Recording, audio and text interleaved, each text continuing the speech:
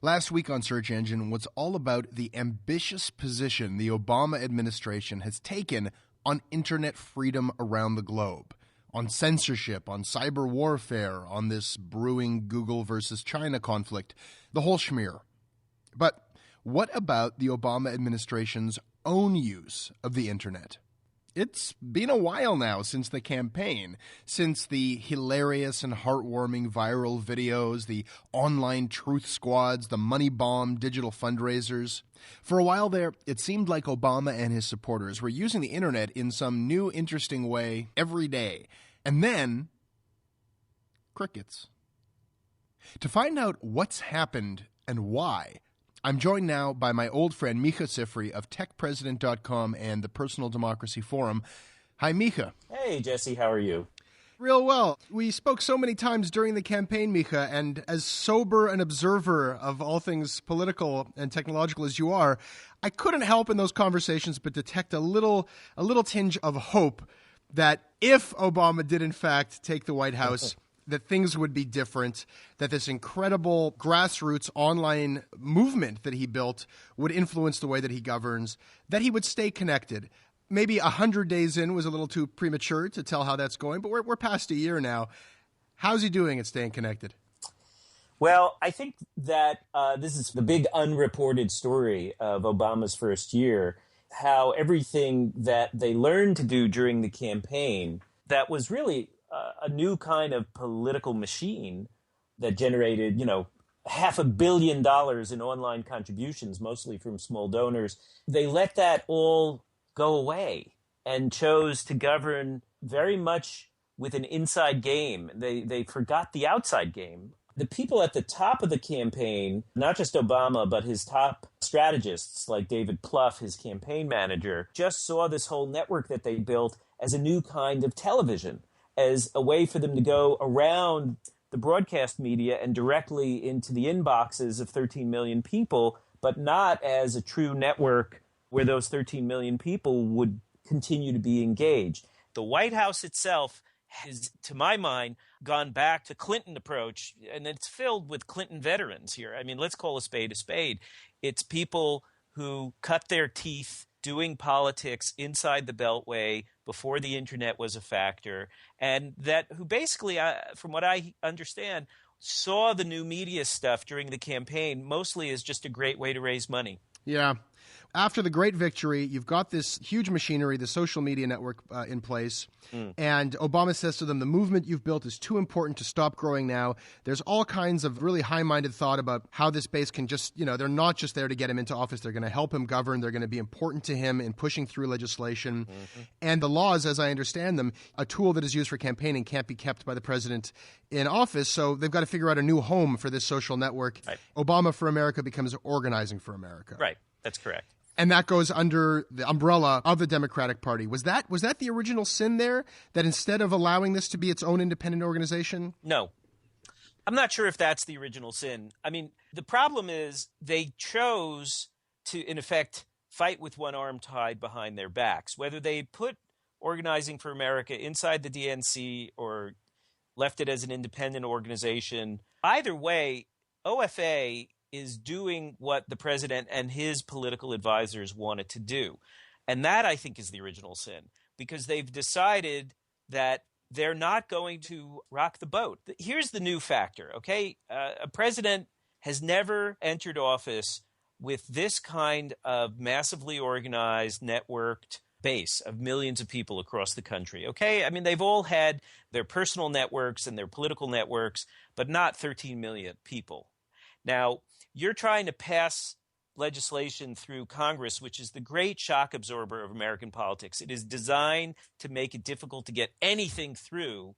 And normally the only things that get through, other than the giant budget appropriations bills, which are festooned with the needs of every special interest with money and lobbyists in the country, almost nothing else gets through. Unless there's a crisis and then you get something horrible like the Patriot Act or a massive political movement and you get the civil rights laws. And so Obama came in with a movement, but you have to use that movement to scare the wits out of members of Congress, including members of your own party who otherwise have a very basic political calculus, which is, what do I need to do to get reelected and not stir things up in my district so that some potential opponent comes along who can unseat me? The original sin here is in deciding not to use the base to change the politics at the local level, because in my mind, that's what all these Obama supporters were ready and raring to go do. They wanted to blanket their local elected officials with, if Obama's trying to push through some sort of, the bailout, or be it health care. The stimulus is the place where we saw this happen, right? So in February of 2009, Obama is trying to deal with this horrible economic meltdown that he's inherited from the Republicans, and is trying to get Congress to pass a big stimulus package. And right away, the usual powers that be in Congress start nibbling away at this thing and eating into the spending part of it and making the tax cut part of it bigger. And people in Organizing for America are already, I heard from folks in February saying, if Obama isn't going to use his army, we will. And there's a woman named Marta Every, who I actually wrote a whole story about, who created a Facebook group called We Are the Change, and very quickly got about 2,500 people signed on who were all Obama supporters and precinct organizers and so on, to try and add some backbone to the stimulus package, because Obama wasn't even asking his army to help him fight for making it stronger. And it seems like the message that sends to any one of those millions of early supporters and online supporters is, well, you know what? You were here to give us money. You were here to show up and look good as a young person on TV and help put asses in seats for the speeches. But we don't really want you now. Mm-hmm. You're not really a part of this from here on in. Well, don't forget, members of Congress are also themselves inherently conservative animals. And I'm sure the message they were sending to Obama right after the election, when there was a lot of talk about maybe this Organizing for America vehicle being a force for change, and that would mean shaking up the balance of power within congressional districts, I'm sure a lot of members of Congress said, don't do that. You want us to be your friends or your adversaries? And so he ultimately chose to give Congress, to hand off the writing of the health care bill to Congress instead of stating very clearly, here's my bill. Yeah. Let's fight for it.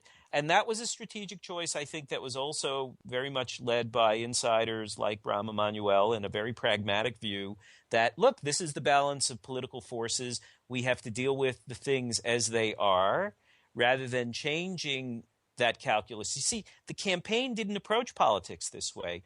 I give Plouffe a lot of credit. They looked at the state of play at the beginning of the campaign, and they said, we can't win unless we expand the electorate. Hillary has already got the political establishment supporting her, the media, the money people. So we have to build a new base.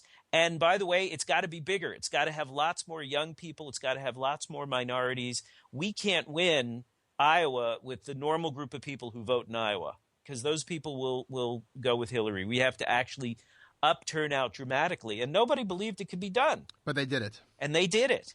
They created a new model. They expanded the electorate. And the problem is, and now the inside talk is, where did those surge voters go? They didn't come out in the by-elections. They didn't come out. We had gubernatorial elections in Virginia, and, they didn't come out there. They didn't come out in New Jersey. Well, for good reason they didn't come out, because they're not being motivated anymore.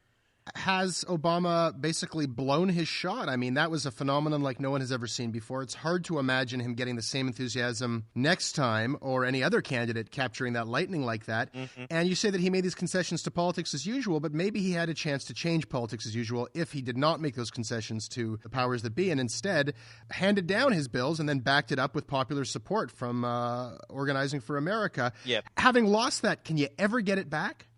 Well, I am on the record as saying that the Obama moment is over. You never say never in politics, right? And this guy, he is an incredibly skilled communicator. He's incredibly intelligent. I'll give him credit for always trying to hear dissenting points of view in policy discussions. He's noted for trying not to fall into groupthink, and if he thinks a position isn't being represented in the room, he'll seek it out. So I'm guessing that right now he senses that a lot of